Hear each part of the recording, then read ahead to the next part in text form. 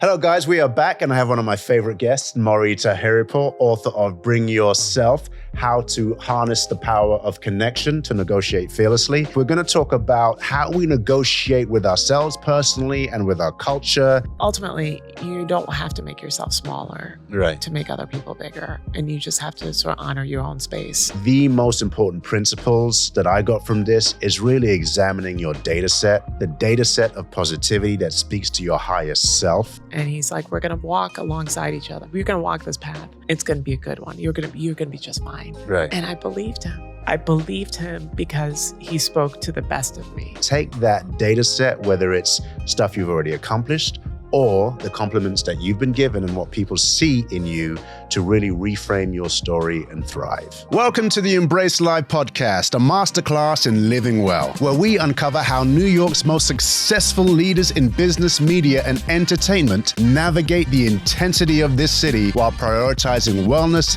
health, purpose, and fulfillment. From boardrooms to red carpets, we dive deep into the habits, mindset, and resilience that keep them thriving in the city that never sleeps.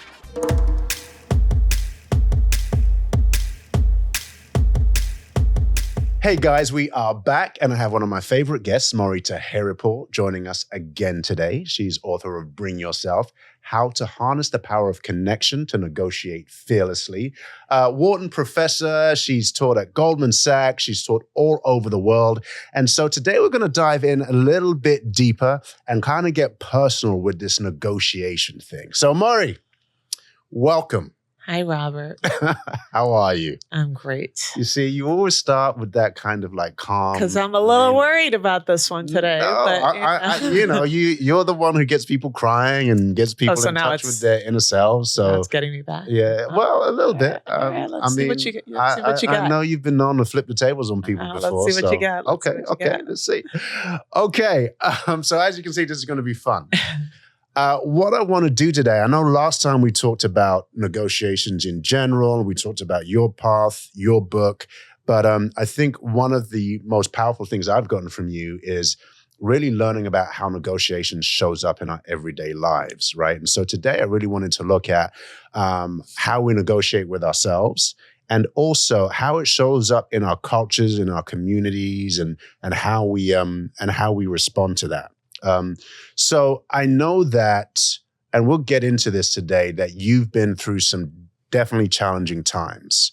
And in the midst of the challenge, sometimes it's so easy for us to negotiate with ourselves, not in our best interests, right?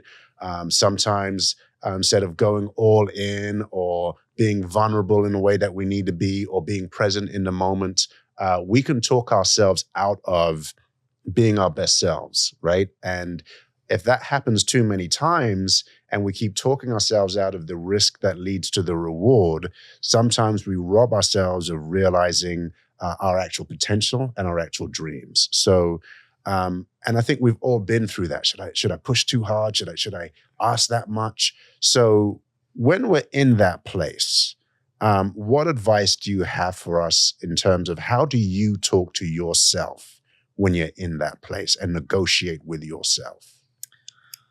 I think the hardest thing for me personally is that where I can take my inner dialogue if I'm not careful is somewhere fairly dark and not full of sort of self-love and self-compassion. That's sort of if I'm not careful, if I'm not really sort of present to catch myself, because some of my more natural response is sort of going there.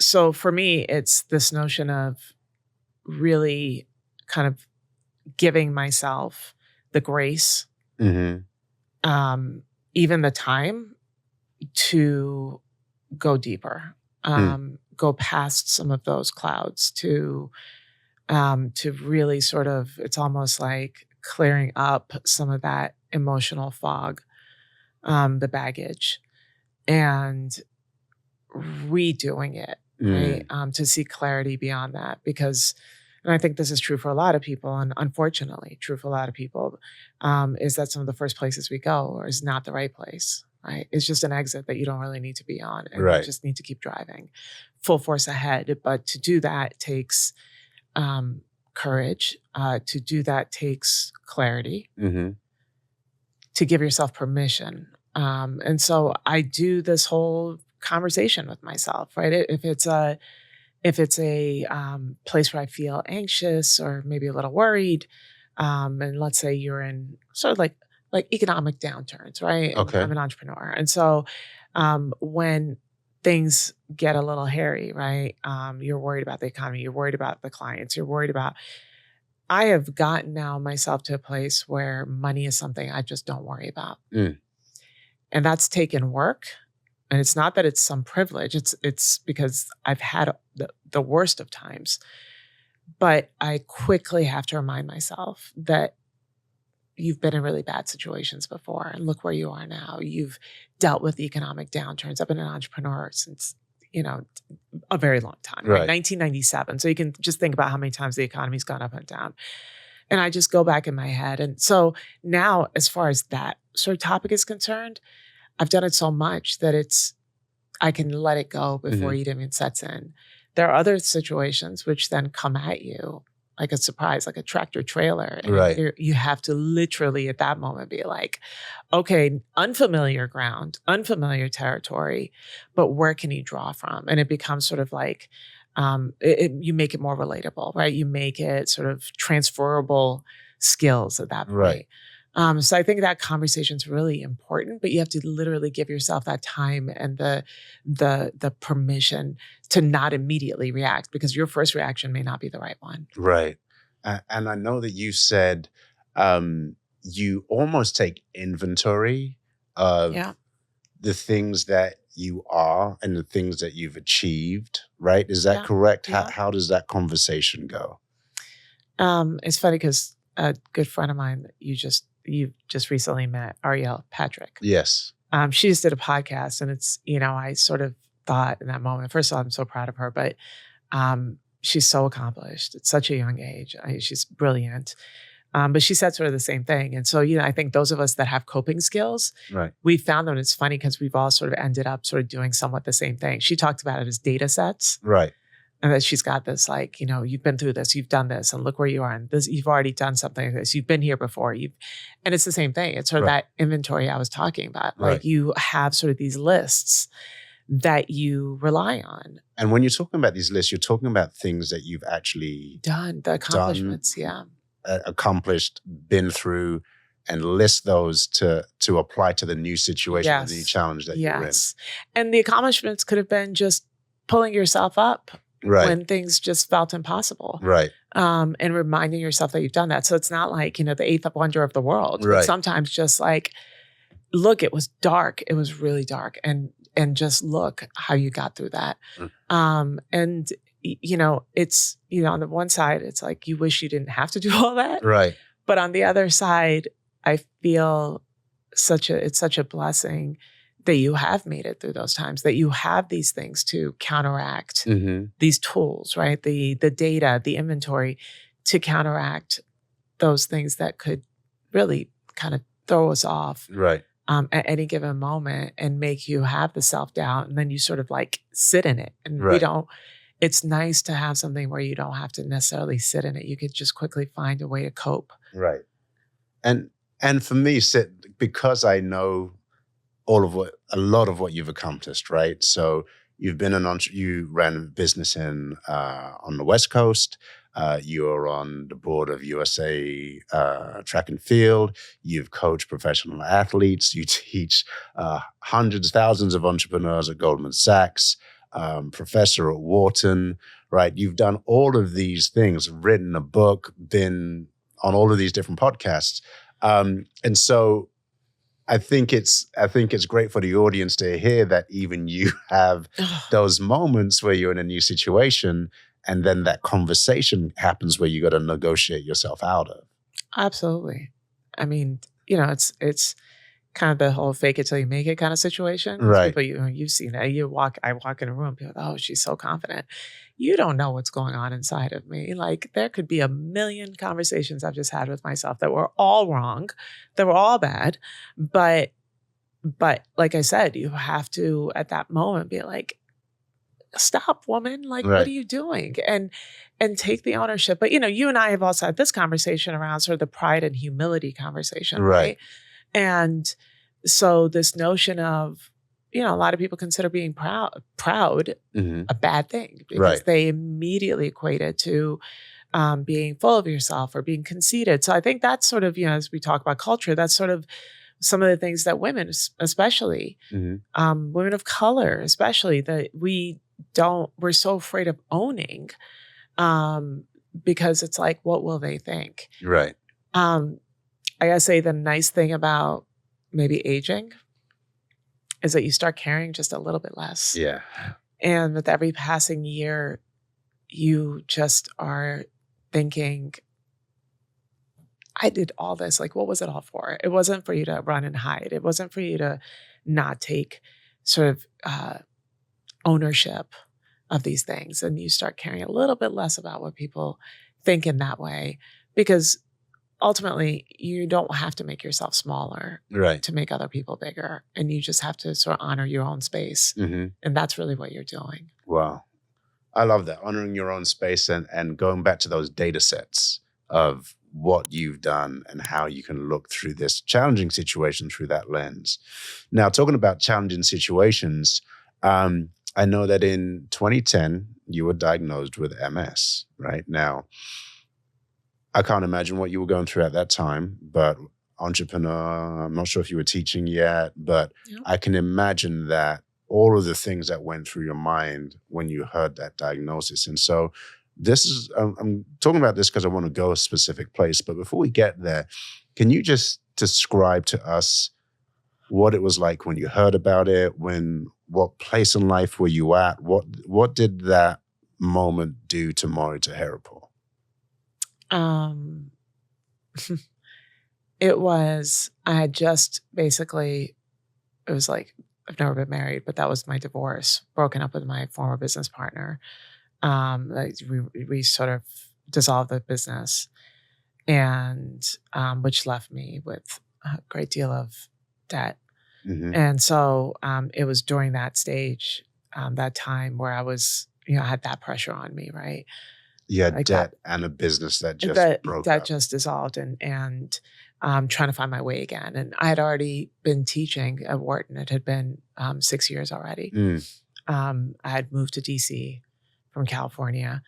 And you know this is that when the entrepreneurial, I need to find a way to sort of make money. You're right. And then at that point, I was trying to do things like applying for grants and things like that. And I was in a very different type of situation with respect to what I was doing. I started my career in public health, and it was all that. And so in that time, I was so busy trying to just kind of be okay. I didn't have time for MS. I had zero time for MS. So I had zero time to be sick. I had zero time to be worried about what was happening. And so it started with getting numbness in my hands. I was like, whatever this is, like, I have no time. And then it just kept getting worse and kept getting worse. And I just kept putting it off. And this proposal is due. This proposal due is this big proposal I was doing. That's all I could think about. I don't have time. It's going to be okay. It's fine.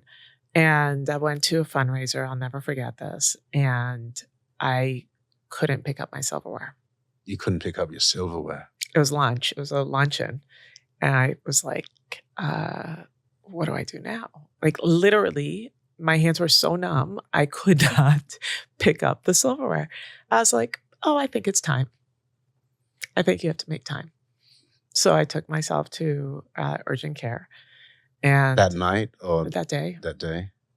They did they did an MRI and all the rest of it. And I came back to get my results.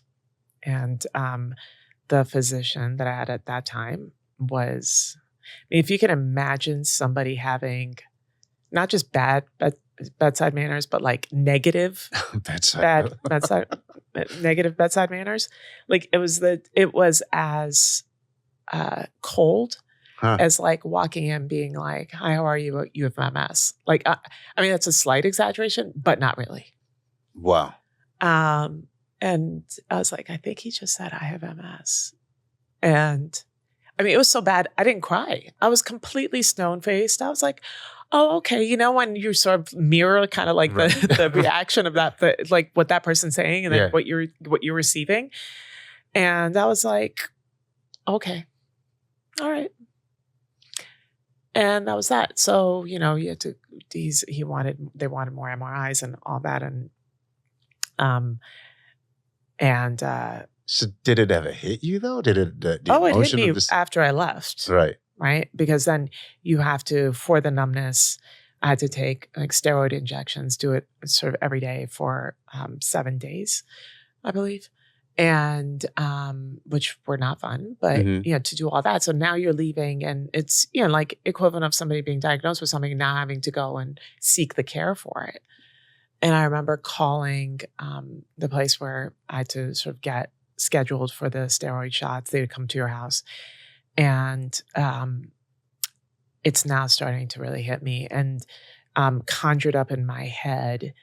It was like I was thrown in like the deep end. And now in my head, I'm thinking every scary image that I had in my head of what somebody with MS looks like, right? I was thinking about disability. I was thinking about people in wheelchairs. I was thinking about all of the most frightening things. I was thinking about, oh my God, I'm not married and I'm going to be alone for the rest of my life. Oh my God. Like you couldn't, there wasn't a bad thought that didn't go through my head. And yet I'm probably the most, I'm fiercely independent. Right. So when the person that came over, the nurse to go through sort of my injections and all that, and she's like, do you have somebody that's going to do this for you? I was like, no, I don't need somebody to do this for me. I'm going to do this for me. And I refused from there on in. I refused any kind of support. I was like, I'm going to do this myself because I may be alone for the rest of my life. And I did it all myself. And I was like, I'm going to be fine. I'm going to be fine. But, you know, you're just so scared because the story, the end game is nothing positive. Right. No. What I did know is I'm not going back to that doctor. That I did know. Right. I was like, hell no. Right. I'm going to find me another doctor. I don't care what it takes. And my best friend at the time who lived just above me, who was in sort of the medical system in DC, he found me then. My next doctor. Now, what's interesting about that, because you went to doctor negativity first, right? And, you know, you took ownership, but there was also that fear there. Now, you've mentioned that with this new doctor, something happened, right? And if you can explain that, because I think it relates to a couple of things in the way at least I've seen you operate. So I really did not want to go back to that doctor. And I was like, you know, the numbness goes away. You've done the steroid injection. So my friend was able to get me with like one of the finest neurologists in the country, not just in DC. And I remember walking there because it was at Georgetown. And the walk there was like, you know, again, the fear, the anxiety, the what now? What else are they going to tell me? And very defeated. A feeling that I'm not used to be quite honest, because I've been through so many things and I've pulled myself out of so many things. But this one was really messing with me. And I went to see his doctor, and as soon as I walked in, he hugged me. Oh, man. I was like, wow. And completely different. And not just for like 10 seconds. Right. He hugged me. Wow. With the most like compassionate, warmest embrace that made you feel like you're home. Like everything's going to be okay. And he hadn't said a word yet. And he said, you know, it's so nice to meet you, this, that, and the other. Took a look at me. He's like, look, listen, I personally think we went through the whole conversation. It's like, you know, you may have been actually living with MS since like 2002. Something had happened then. And this is in 2010. And he's like, and look how healthy you've been all these years. And you work out, you take care of yourself, you make healthy decisions around food, and just you've been taking care of yourself in a way that has kept this thing at bay. And he goes, and if it's okay with you, I think this is how I want to keep you. That we need to keep you as strong and as healthy because you know how to do this. Right. And I was like, oh my God, like, what is he talking about? But it was like so empowering when he said that, because I was like, wow, I haven't. Oh my God, it's been 8 years. And just little by little, the narrative in that short period of time just started reversing. Right. And he's like, you're strong. You're going to be okay. And he's like, we're going to go like the probably the most aggressive form of treatment we can have. And because I want to keep you just like this.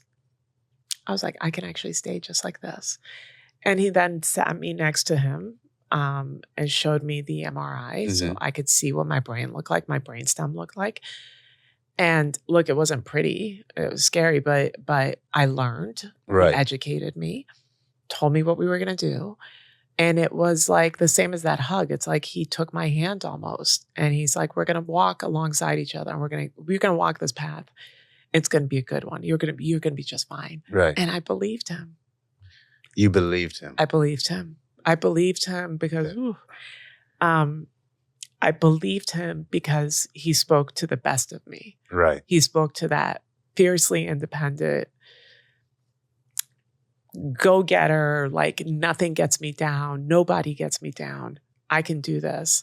He talked to that person. Right. And that person sort of came out. Right. And so like the walk back home was like, I was nearly skipping. Like it was just, I remember being happy and like somebody lifted this weight off my shoulder. And to tell you the truth, just given the former conversation we just had, it felt like that inventory. Right. Think about all the bad places think of all the situations you've gotten yourself through, because he spoke to the best of me and brought that part out. And honest to God, Robert, I've never looked back.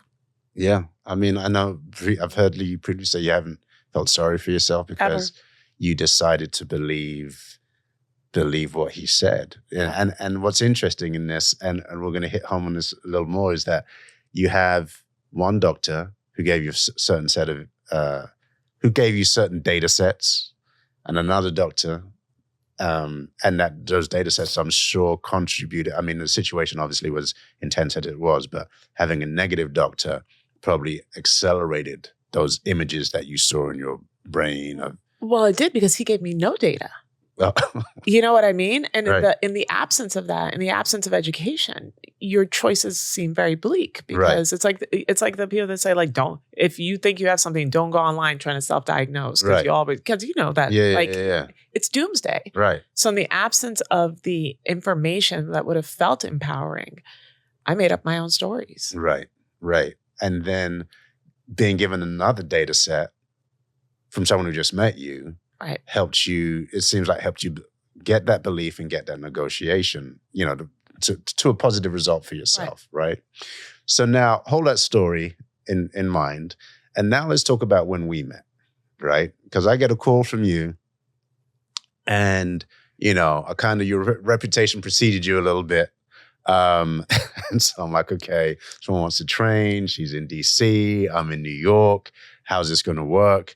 But talk to me about where you were there, because that as well, obviously not as intense, but was another, I guess, moment where you felt a little lost. I don't want to put words in your mouth, but what was happening there? Ironically, my best friend that I talked about, who had gotten me that doctor, had passed away. Oh, wow. And he was everything. He was family to me. I mean, literally, like, he lived right above me in DC. So, and it was the most devastating loss that I did not allow myself to really grieve in the way that I should have. I mean, I grieved deeply, but giving myself that time, I went like right back to work and my crazy schedule, and the grief comes at you whether you want to accept it or not. Yeah. Whether you want to welcome it. Yeah. It's there. Yep. And the way it showed up for me is that I gained weight. And I'm lucky with my body that like nobody can ever know. When I tell people how much like weight I've lost or whatever, they're like, that's impossible. No, I carry it very well. But because of my MS, the weight burdens you, right? It's like your energy goes down and you feel it. You already get that sense of being tired. And it was just, and with all my travel, it was relentless. And so I remember actually it was Martha's Vineyard that year that I talked to you there briefly. And when I came back, I was like, okay, we got to do something about this. Like, this is ridiculous. Right. And I had to make peace with my loss. I had to make peace with my pieces. And I thought I saw a video of you having trained, I think, Amy. And that's all I found. But I was like, okay, he's done it for one person. He could do it for me, which is why I called you. And I was like, this is what I want to do. And, you know, I've always worked out, but I've had struggle with my weight and this, that, the other. So I tell you all this. And you're like, well, let's see how it goes. You know, let's have a session so I can kind of see where you're at, this, that, and the other. And yeah, that was the beginning of. Yeah, and I remember that there was almost like a sense of trying to believe it again, right? Or because it seemed like you'd done a few other things, trying to believe it again, and you know, and there was so many. There's so many other ways on to lose weight. I think that you considered that you were like, you know what, I want every one of them, every diet, cabbage diets, every diet. Right. So, and I remember you relayed to me that there's one thing that you heard from me that I said that switched that around. And so just talk about that a little bit. Yeah. So we started, you know, we were obviously online, virtual, and you asked me to do some things just to see sort of where I was. And you're like, first of all, we were supposed to do something for like 20 minutes, an hour in. You're like, yeah, we got this. We can do this. You're an athlete. And I was like, say what? And that was also the day that you're like, oh, you're going to get lines in your stomach. I was like, this man is so full of it. I don't even know what to say. But I got caught on that notion of he's okay doing this with me because he thinks I'm an athlete. Nobody's ever called me an athlete before. And like you did the equivalent of what my doctor did, which was reverse the narrative. And you gave me sort of just those words were something that I was like, it was aspirational. Again, you talked to the best of me. Which is sort of the recurring theme, I think, because like I said earlier, like you could go to the dark places, but when somebody's like, no, you know, and you sort of realize the potential, right? Yeah, it changed everything. And I mean, the results were like dramatic immediately. I changed my eating. Look, I had been like, there is no way I am not eating bread. Like that's just not going to happen. Like it's just, it's a thing. I like carbs. This is life without carbs is not possible. And I did keto and it stuck and I didn't feel like it was a diet. Right. And it just all sort of clicked, but I don't think it's magic. It's like this notion of you need somebody that says, oh, hey girl, I know you have a choice to see which part of you want to see, but I'm seeing the only one I see is this one. Right. You see it too, right? Yeah. And I did. Yeah. And so I think those two stories for me are really powerful because you didn't have to believe when you were shown the best of you. Mm-hmm. And I think that a lot of times, even when we're shown the best, we don't believe it or we don't latch onto it, right? And you know how many times you get a compliment, oh no, that's, you know, that's not true, or oh no, that's, or whatever. And we brush that aside, we right? Can't say thank you. Yeah, exactly. Instead of just saying thank you. But it's the idea of when you hear the data that speaks to your best self, right? Because we hear and see negative data on ourselves all the time, right? It's latching onto that and deciding to believe that, because you tell it as a story, is all right, this is what just happened. Right. But I think when I look at you and you talk about personal negotiation, it seems to me to be part of that whole process of like you say, discovery, or I think you have another word for it, but like when you find the information, right? Right. The inventory. Inventory. So how can we stop ourselves in our tracks and listen when we hear those messages that speak to the best of us, accept it and make it a part of who we are.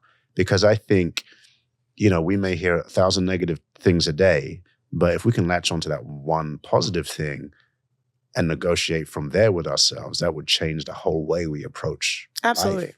Because in fact, the opposite is true. You can get compliments all day long. And if you don't believe it, you then get the one negative. Right. And it is the only thing you can think of. Like that becomes the recurring story. You can't let it go. You carry it around. It's like a tattoo. But the compliments we don't embrace, because if you don't have that inner dialogue, the self-compassion, the self-love, the way you talk to yourself, if that is not positive, then when somebody criticizes you, it's consistent with the way you see yourself, right? So that's why we accept it, because we're like, see, I knew it, right? Like that's, Right. And then when somebody compliments you and you haven't made room in your heart for that, then it's like cognitive dissonance. You don't speak to yourself that way. So what they're saying to you can't possibly be true. So you deflect it, right? But if that was actually consistent with the way you saw yourself, then the saying thank you is just certainly amplifying how you see yourself, what you believe. Right. But when it doesn't, you don't see yourself that way. You're like, what does this person want from me? Right. Like, go get your eyes checked. Right. Like that kind of thing. Yeah. But we have to work on making the compliments, the positive feedback consistent with the stories that we tell ourselves, because that should be our truth. Right. That should be how we see ourselves.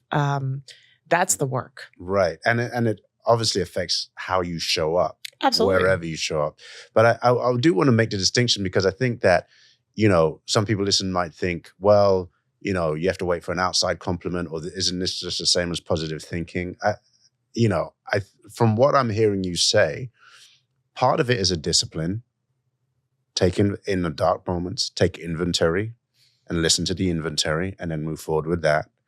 And that comes from inside. You don't need anything from outside for that. And then when those moments happen where the universe, whatever you just subscribe to, does help you see, is giving you a sign to look at yourself through a different lens, have the discipline to stop and accept that, as opposed to moving past it, right? Yeah. So I see it more as a way of life and a discipline, as opposed to, the positive thinking in the way that it's been taught in other ways, right? The cliche, like, just think good thoughts and you'll be okay. Like, no, it's not that at all. And it's work.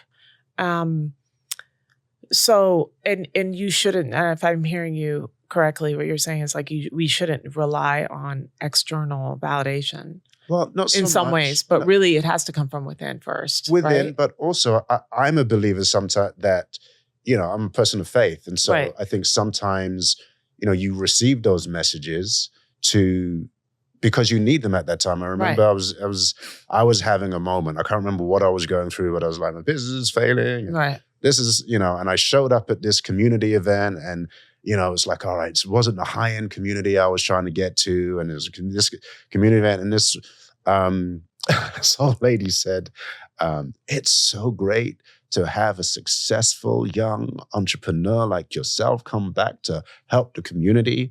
I was like, successful?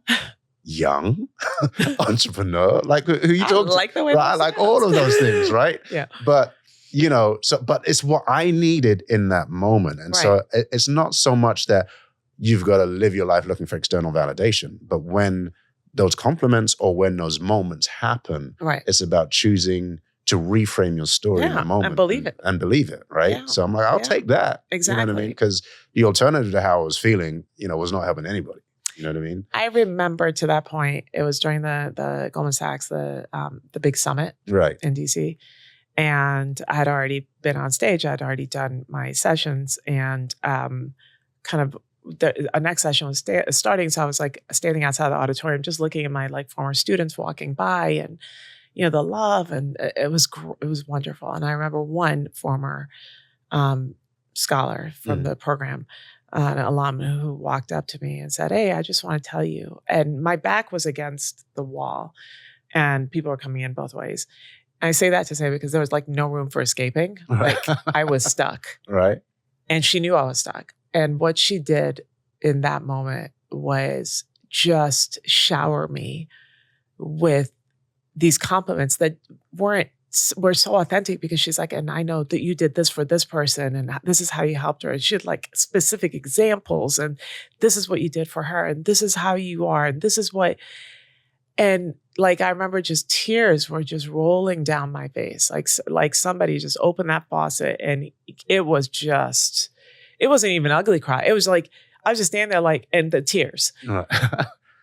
And it was like, I just remember this so vividly, because I was like, Mori, this is your story. Mori, this is your story. Mori, this is who you are. Mori, this is why you do what you do. And this is what you were made for. And this is your purpose. And like all this stuff was happening. It was like the most magical, like incredible thing. But it's like, I really almost needed somebody to corner me to be like, you are not getting away until you actually accept all of this. Right. And tap into your self-love and give yourself the compassion. And it was like, I'll just never forget that feeling. And so what I've done since is that I've had those moments where the self-doubt and what have you, and I literally will like stand in the mirror and be like, you will not leave until you love who you're looking at. You will not walk away until you get that feeling all over again, and shower yourself with that. But it was like the most powerful thing, and we all need, and I say that to say is that I think it's not just you. We need to surround ourselves with people. Right. Who lift us, who feed our souls, who pour into us.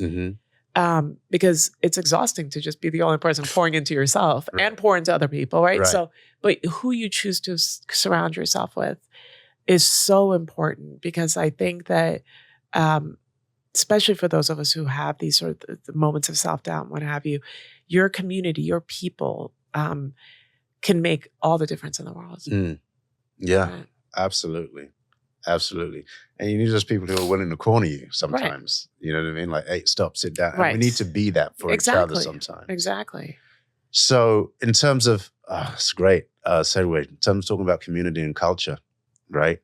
In sometimes we got to negotiate with our communities, our cultures, right? Because our backgrounds tell a story and give us a framework for life. And sometimes the community, at least as I've experienced it, strong communities, African family, I've been in a church family, right? And sometimes there's a negotiation there where your community or your culture is like, look, we gave you safety.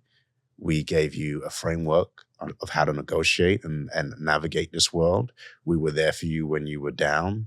We've helped you thrive. We've fed you, right? We've given you all of this. We've sent you out into the world confident. And so their negotiation or their transaction is, so we need you loyal to this community. We need you not to rock the boat. We need you to live by these principles. We don't need you to turn your back on these principles, right? And I think some of us get trapped. You know, there's so many people who don't leave their hometown. There's so many people who, I know about the church community and how in my mind, there's certain things that I've had to, really retrain my thinking on, right? And so how do we're in this place where some of our communities have given us so much, but then at the same time, there comes a point where you don't necessarily want to depart, but go in a slightly different direction. How do you negotiate with yourself there? I think it's really hard. It's particularly hard, I think, for people who are pleasers. Right. Right. The need to accommodate and please the people that you care about, and really sort of this service mindset, right? And you living your life in service to other people that you love, you care about, that you're close to, that you know. And so it's very difficult for those types, right? This includes us, I think, by the way. And it's hard because you don't want to disappoint. You feel a sense of obligation that is built in sort of the love and the care that you have for these people. You don't want to disappoint. You don't want to shame. You don't want to feel that sense of guilt. You want to be everything that these people imagine you to be and come back to them as they imagined that you would, right? So you want to just deliver on promises made, except you didn't make those promises. They made the promises for you. Right. So you have sort of this debt of gratitude, of course, because you love these people, you care for people, but that promise wasn't yours to have made.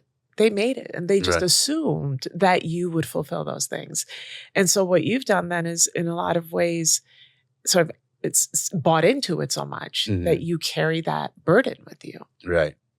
And I think that culture in that way, right? Parents, people, the society you grow up with, the where you feel grounded, or you thought you felt grounded, I should say, can be very burdensome because the story you've told yourself is, and if I don't act a specific way, if I don't fulfill the promise, then I'm a disappointment. And like I said, it goes back to the guilt, the shame, all of that, right? I think that there is, again, I'm using this word a lot today, but this notion of a permission that you must give to yourself that says, but I can fulfill promises. They just don't have to be those, right? I can choose to live my life in a way that I will be the best person that I can. But I can choose my life in a way that is going to make me kind, and I'll have dignity, respect for these people. I don't not like them for doing this. They thought this was best for me, right? People think they know what's best for you. But I'm going to choose my life to live my life in a way that I can be successful and happy and be all of those things, and then give back in a way that actually comes from a place that maybe is even more abundant, right? Because it speaks to me, and I'll be more successful, right? If it's giving money, there's people, a lot of immigrants that like make money in the US and then send money back to their families wherever they are. Yeah. So the better you do, the more you can help, right? The happier you are, the more fulfilled you are, the more you can pour into other people.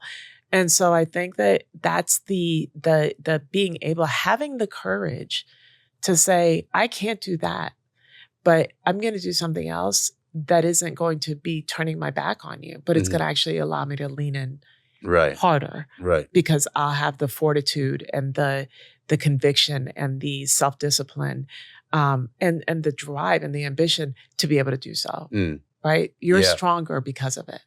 Right. And so, because I'm thinking about part of my story, I was supposed to go do an economics degree. I was living, my mother left me with my grandparents at that time. She moved to the US. I was in England.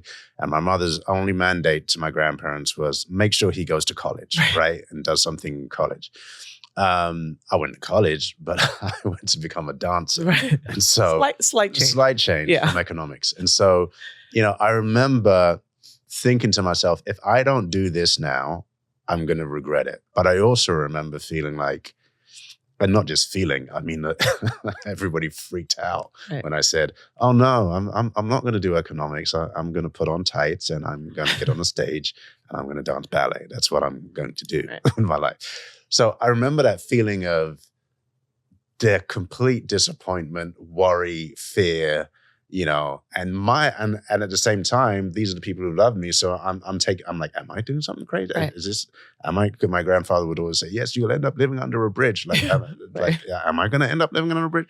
Like that point, like, how do you, fight through that? I guess I should ask myself the question, but like in terms of what you've seen in that messy middle when you're confronted with it. Well, how did you? I think for me, I just looked at how I would live with myself if I did not at least explore it. I was worried about not making money, about disappointing and all of that. But I was like, this thing has been in me for so long. I have an opportunity. If I don't, I won't be able to live with myself, right? And so I think that's what did it. And it was also in a rebellious stage. I was, 19, 20, whatever, right? So, but that's how I did it. But I think it's almost easier to do it when you're younger, right? And there's these big life transitions, college or whatever. But outside of that, I think it would have been a lot tougher for me. If it was later in life, you think? If it was later in life, I can talk about, look, I love the church, and they gave me the first opportunity to really lead. And I've learned so much of a lot of what I do. Right. You've seen it in my business is based on some of the ministry training that I've been given. But then there's another side to that where, I mean, there's a lot to it, but on a very basic level, right? Like, oh, you're around bodies, be careful. And I'm like, the body is the creator. Right. It is the most beautiful created thing, right? And so it's like, how do you navigate that? Oh, or the one I think a lot of people have heard is, oh, make sure once you're on TV and all of that stuff, your head doesn't get too big and all of that. Right. So you hear these things and you have to, and for some people, it's not a big deal at all, right? But other people who've been embedded in that culture, it's like a huge thing. Yeah, and it can really hold you back, right? And again, it's this notion of if just because you don't do exactly as you are expected, it doesn't mean that your way is the wrong way. But you have to be okay with that, right? And for me, I think it's been really hard because I continue to feel sort of this notion of disappointment for, like, I have been a disappointment because I didn't live up to what they had expected of me, exactly what they have expected of me. I am not a doctor. I'm not, and so it haunts you. It haunts me. No matter what I've accomplished in my life. And in some ways, every time I tick something off and I accomplish something, I want to be like, I want to prove to them that, look, I'm okay. I'm okay. And see, like, oh, and I can do this. And I know that I'm still not, but it's like wanting the acceptance when you feel that sense of, oh my God, I'm disappointed. And I think a lot of people feel this way. I think that even like where we are in society is as women, where we are as society, the people of color feel this way because you're boxed in. Right. Culture in some ways is like the boxing in as well. If you don't allow it to be the thing that you're so proud of, that makes you different. Right. But having the courage and the fearlessness to then navigate your world the way you want to navigate it. And I think that's what, and when it comes to negotiations, taking it all the way back there, think about negotiations in certain cultures where people are not even supposed to talk about money. Like money is a really difficult thing. Like we don't talk about money, right? So, and so that becomes immediately really difficult for people because in their heads, it was like, we shouldn't talk about this, right? Or, you're supposed to not speak up and you have, your place in the world. So don't ask for too much or, you're going to look greedy or, like all these things get like programmed. That's culture, right? So you can't deny yourself of those things. Right. You can sort of extract from the culture the things that are beautiful and make you different and make you exactly who you are. But then you can also then not turn your back on it, but then turn to the things that really are your truth, right? Right. What is emblematic of who you are, and do it with pride and do it with fearlessness. But it's a tightrope that many of us walk on a regular basis. Yeah, I heard a podcast with Kirk Franklin from the church community, gospel artist, and he was talking about how early in his career, Prince had approached him to do a collaboration, and because of the culture of the church. They were like, if you do that, then it's, you're dancing with the devil, whatever. Tisk, tisk, yeah. And he didn't do it. It was one of his biggest regrets. Right. And he figured when he mixed, the music that he loved, which didn't happen to be gospel, with it, it transformed and gave the world something completely new. And so, on the other side of our fears, there's something so beautiful And I think that what you said earlier, and I think that's what I always think, and that's how I think I live my life is, I don't want to regret. So that gives me courage. So I don't want to not do something and then regret it. But it's also that, on sort of that same notion is that, and what's the worst thing that could happen? Yeah. Right? Because I remember as a kid, I was like, oh, my parents would turn their back on me, or I would be, they would relinquish me from this family, or, like what? Like what kind of stories are you telling yourself? And so sort of, I think this comes with age where you're like, you just you're like, what is the worst Right. that's going to happen? Yeah. And that phrase gives me the ability to say, actually, the worst that can happen is that you are going to regret it if you don't do it. Yeah. So, hey, what's the worst that can happen if you do? Yeah. Mori Taheripour, thank you so much. Do you have any a final thought between negotiating with yourself, your culture, to leave with our audience? I think just this notion of finding strength within. Finding strength. Strength within, because you have it. Right. And not denying yourself of that. And really sort of, not that you don't need community, you do. But a lot of that has to come from within you, and whatever that takes, the self-love, the working out, the carving out time for yourself, the meditation, whatever it is, wherever you get that from. But you can't live your life in the absence of that, because you have a promise that you have to fulfill, and it's the promise that you made it to yourself. Awesome. Thank you very much. You're welcome.